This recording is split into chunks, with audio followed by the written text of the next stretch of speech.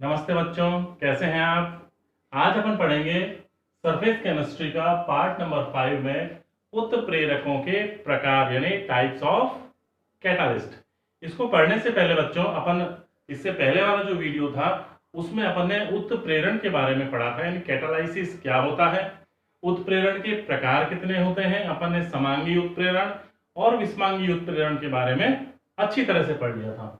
उसके बाद अपन पढ़ते हैं उत्प्रेरकों के प्रकार कितने प्रकार के होते हैं बच्चों। तो इसका भी अपन ने डिस्कस हल्का सा कर लिया था कि उत्प्रेरक जो होते हैं वो 4 प्रकार के अपन ने इसमें बांटा है: धनात्मक उत्प्रेरक, ऋणात्मक उत्प्रेरक, स्वतः उत्प्रेरक और प्रेरित उत्प्रेरक। अपन इनको डिटेल से पढ़ेंगे बच्चों। अपन सबसे पहले पढ़ते हैं धनात्मक उत्प्रेरक, यानी धनात्मक उत्प्रेरक क्या होते हैं। इसको देखने के लिए अपन पहले इसको देखते हैं कि जैसे कि अपन एक अभिक्रिया ली है, नाइट्रोजन प्लस हाइड्रोजन, ये दोनों आपस में अभिक्रिया करके और अमोनिया गैस बना देते हैं। ये अभिक्रिया स्लो होती है, लेकिन अगर इसमें अपन उत्प्रेरक डाल दें Fe तो ये क्या करता है, इसके वेग को बढ़ा देगा, अभिक्रिया की गति को बढ़ा देता है, जिससे अभिक्रिया शीघ्रता से संपन्न हो जाती है और हमें अमोनिया प्राप्त हो जाती है। इसी प्रकार से हम बात करें सल्फर ट्राइऑक्साइड के संश्लेषण की, तो इसमें भी नाइट्रिक ऑक्साइड एक उत्प्रेरक का कार्य करता है जो अभिक्रिया की गति को बढ़ा देता है और सल्फर ट्राइऑक्साइड हमें शीघ्रता से प्राप्त हो जाती है। तीसरे अगर अपन उदाहरण की बात करें तो इसमें प्लेटिनम काम आ रहा है। प्लेटिनम जो होता है ये क्या करता है, हाइड्रोजन पेरोक्साइड जो है इसके अपघटन को बढ़ा देता है, इसके अपघटन की दर जो है उसको तेज कर देता है और हमें जल और ऑक्सीजन शीघ्रता से प्राप्त हो जाते हैं। तो यहाँ पर कॉलोइडी जो प्लेटिनम है, ये ऑक्साइड जो है नाइट्रिक ऑक्साइड और Fe, ये सारे के सारे जो है यहाँ पर एक धनात्मक उत्प्रेरक की प्रकार से कार्य करते हैं। तो हम कह सकते हैं कि धनात्मक उत्प्रेरक क्या होते हैं बच्चों, यानी वे उत्प्रेरक जो रासायनिक अभिक्रिया की दर को बढ़ा देते हैं, उसकी गति को बढ़ा देते हैं, धनात्मक उत्प्रेरक कहलाते हैं। ये कैसे बढ़ाते हैं ये अपन देखते हैं एक उदाहरण लेकर के। कि मान लीजिए H2O2, यहाँ पर अपन एक ग्राफ की सहायता से समझते हैं कि H2O2 का जो अपघटन हो रहा है उसमें ये अभिकारक यहाँ पर है और सामान्यतः यानी उत्प्रेरक की अनुपस्थिति में इस प्रकार से सक्रिय ऊर्जा की आवश्यकता पड़ती है और इतना बैरियर इसको क्रॉस करना पड़ता है, उसके बाद में उत्पाद यानी H2O और O2 का निर्माण होता है बच्चों।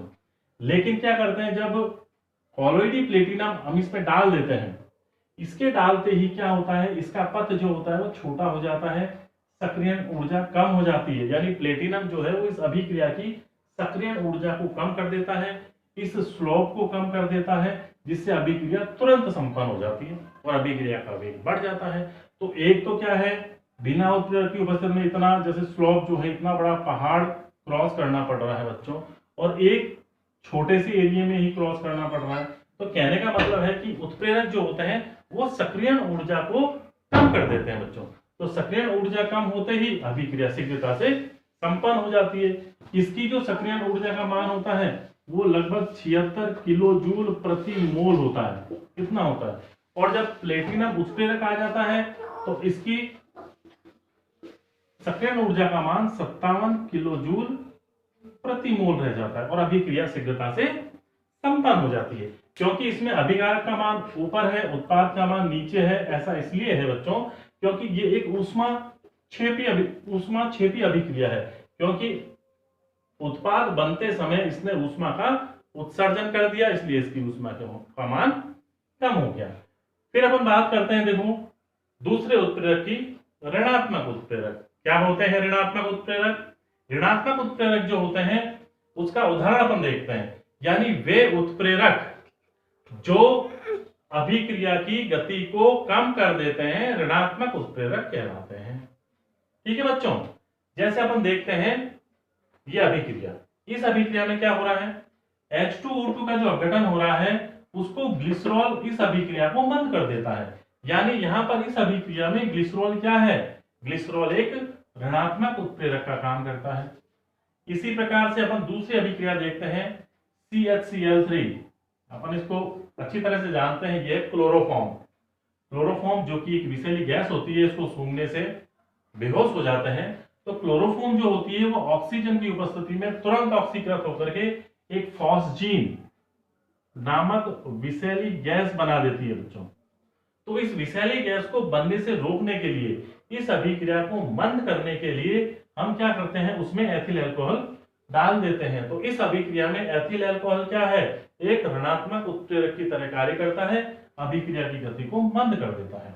इसी प्रकार से अपन तीसरा एग्जांपल इसका देखते हैं कि पेट्रोल जो होता है उसमें अपस्फोटन की आवाज आती है, उसका इंजन जो होता है आवाज करता है, तो उसके अपस्फोटन को कम करने के लिए हम उसमें टेट्रा एथिल लेड मिला देते हैं, जो इसके अपस्फोटन की दर को कम कर देता है, अभिक्रिया को धीमी कर देता है।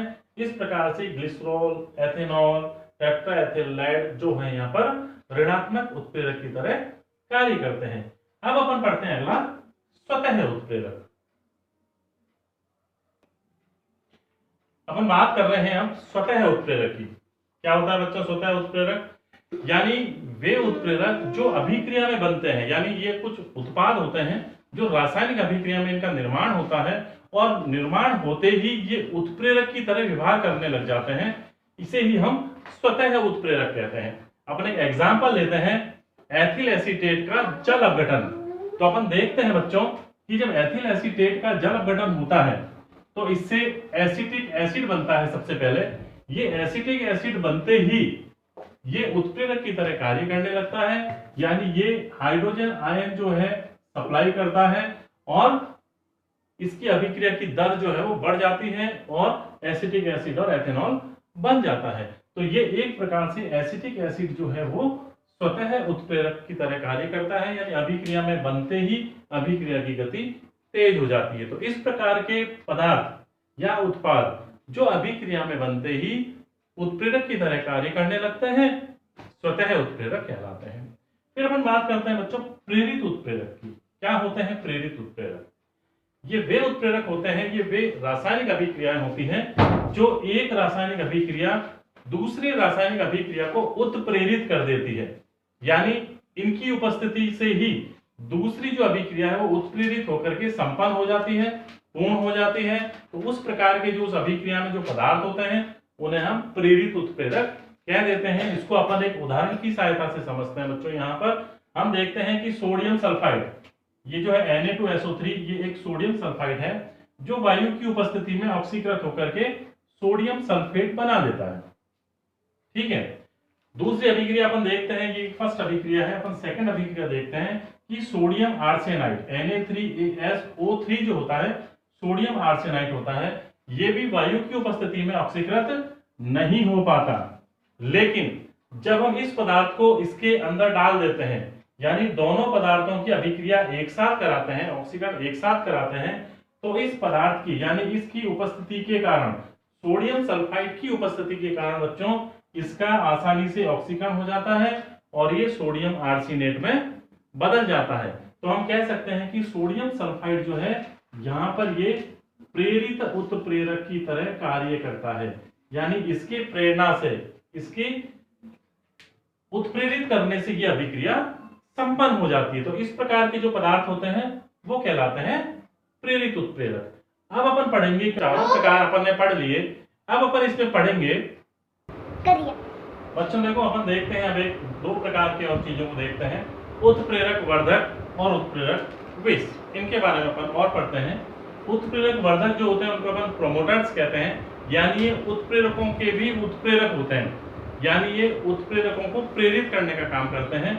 यानी वे पदार्थ जो रासायनिक अभिक्रिया में या किसी उत्प्रेरण में उत्प्रेरकों को प्रेरित करते हैं अभिक्रिया को बढ़ाने के लिए, इसलिए इनको अपन कहते हैं प्रोमोटर्स या उत्प्रेरक वर्धक। अपन एग्जाम्पल देखते हैं कि अमोनिया के निर्माण में Fe जो है एक उत्प्रेरक होता है, लेकिन मॉलिब्डेनम जो है यहाँ पर ये एक उत्प्रेरक वर्धक का काम करता है, यानी ये इसकी अभिक्रिया को बढ़ाने का काम करता है।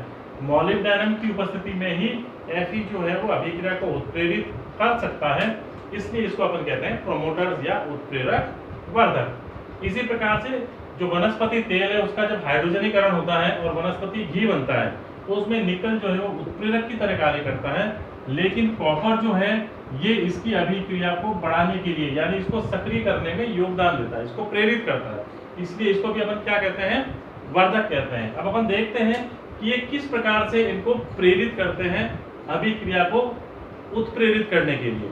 अपन देखते हैं कि जैसे बात करते हैं निकल की, मान लीजिए निकल है, ये निकल के अणु है, तो इसकी जो सक्रिय केंद्र है, सक्रिय केंद्रों की संख्या में जब ये कॉपर जो है इनके अंतराकाशीय स्थानों पर आ जाते हैं, निकल के क्रिस्टल जालक के अंतराकाशीय स्थानों में जब कॉपर आ जाते हैं तो सक्रिय केंद्रों की संख्या बढ़ जाती है बच्चों। और जब सक्रिय केंद्रों की संख्या बढ़ जाएगी तो उसकी उत्प्रेरित करने की क्षमता भी बढ़ जाती है। वो अधिक से अधिक जो अभिकारक हैं उनको अधिशोषित करेंगे और अभिक्रिया को शीघ्रता से संपन्न करवा सकते हैं। तो इसमें क्या होता है कि मॉलिब्डेनम जो है या कॉपर जो है, यहाँ पर ये दोनों ही इनकी सक्रिय स्थलों की संख्या में वृद्धि कर देते हैं, जिससे अभिक्रिया को ये उत्प्रेरित करने में सहायक करते हैं। फिर अपन बात करते हैं उत्प्रेरक विष की।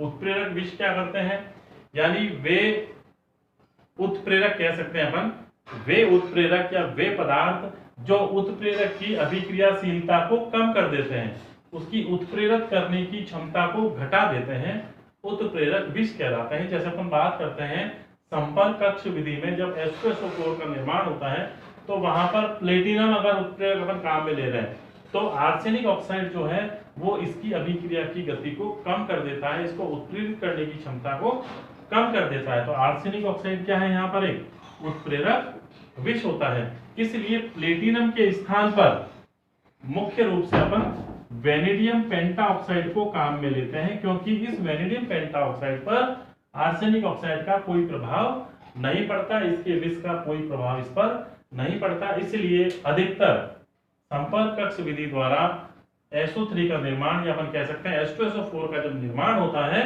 तो वेनेडियम पेंटाऑक्साइड का उपयोग किया जाता है प्लेटिनम के स्थान पर। ये क्वेश्चन बच्चों बहुत बार पूछ लिया जाता है कि क्या कारण है कि प्लेटिनम के स्थान पर वेनेडियम पेंटाऑक्साइड जो है वो एज ए उत्प्रेरक की तरह काम में लेते हैं। यही रीजन है कि इस पर आर्सेनिक ऑक्साइड का कोई प्रभाव नहीं पड़ता है। फिर अपन देखते हैं अगली अभिक्रिया, ये एक एल्किल क्लोराइड है, एल्केनॉइल क्लोराइड है। एल्केनॉइल क्लोराइड जो है उसका हाइड्रोजनीकरण जब किया जाता है तो एक एल्डिहाइड बनता है। यह एक रोजेनमुंड अभिक्रिया का उदाहरण है बच्चों, अपन पढ़ेंगे आगे ऑर्गेनिक केमिस्ट्री में। ये एक रोजेनमुंड अभिक्रिया का उदाहरण है। तो इसमें पैलेडियम जो होता है वो उत्प्रेरक का काम करता है, लेकिन बेरिलियम, इसमें बेरियम सल्फेट जो है उसको इसलिए डालते हैं ताकि ये इसकी उत्प्रेरित करने की क्षमता को कम कर सके, अभिक्रिया की गति को घटा सके, ताकि ये आगे और आगे अपचयित ना हो सके। तो इसकी आगे अभिक्रिया को रोकने के लिए इसमें बेरियम सल्फेट मिलाया जाता है। फिर अभिक्रिया को हाइड्रोजन परऑक्साइड, इसमें प्लेटिनम जो है इसको अपघटित कर देता है शीघ्रता से, लेकिन इसमें जब HCN डाल दिया जाता है तो HCN भी प्लेटिनम की अभिक्रिया को कम कर देता है, मंद कर देता है, इनहिबिट कर देता है। इसलिए HCN भी क्या है बच्चों, यहाँ पर एक विष का कार्य करता है। तो ये ऐसा क्यों करते हैं, क्यों कर पाते हैं ऐसा, कि मान लीजिए जब ये उत्प्रेरक जो होते हैं, ये उत्प्रेरक जितने भी उत्प्रेरक हैं, इन उत्प्रेरकों की सतह पर ये अन्य उत्प्रेरक विष जो होते हैं इनकी सतह पर आ जाते हैं, और सतह पर आने से इनकी जो सक्रिय केंद्र है, सक्रिय केंद्रों को ये कम कर देते हैं, रोक देते हैं, संदमित कर देते हैं। जब सक्रिय केंद्रों पर उत्प्रेरक विष आ जाते हैं बच्चों, तो उससे उनकी उत्प्रेरित करने की क्षमता कम हो जाती है। ठीक है बच्चों, तो इस कारण से उत्प्रेरक विष इस प्रकार से कार्य करते हैं, और प्रमोटर्स जो है सक्रिय केंद्रों को बढ़ा करके उनको उत्प्रेरित करने का कार्य करते हैं। अब अपन पढ़ेंगे उत्प्रेरण अभिक्रिया की क्रियाविधि। हाँ बच्चों, अपन अब पढ़ेंगे उत्प्रेरण की क्रियाविधि। दो प्रकार के अपन ने उत्प्रेरण के बारे में पढ़ा है, समांगी उत्प्रेरण और विषमांगी उत्प्रेरण।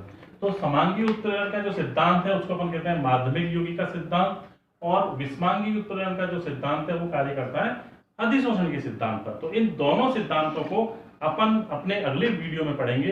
तो आप अगर अपना इसका अगला पार्ट देखना चाहते हैं तो अगले वीडियो को लाइक करें, सब्सक्राइब करें। धन्यवाद।